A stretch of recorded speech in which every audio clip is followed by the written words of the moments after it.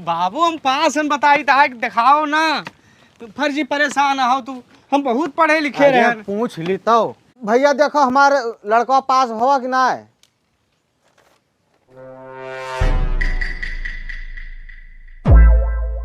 Fail है। जाओ गड़बड़ करा ली तो लौंडा बेजती।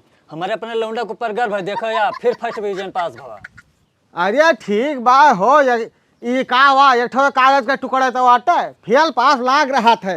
जीवन ऐसे नहीं चले है। चल मुन्ना। बाबू टिपाई नहीं भाई, एकदम फर्स्ट डिवीजन पास हुई। हाँ हाँ चलो कोनो बात नहीं, फिर पढ़ो फिर पास हो जाबो। ठीक है लियो एक पकड़ो। ठीक है बाबू हमारे ताए एक सेट कपड़ा ले दियो और टिकट ले दियो। हाँ कहाँ भेजा था? तू साले हमार आओ बुआ रे। हाँ देखा तो कैसे साग वाला चल। हाँ बताओ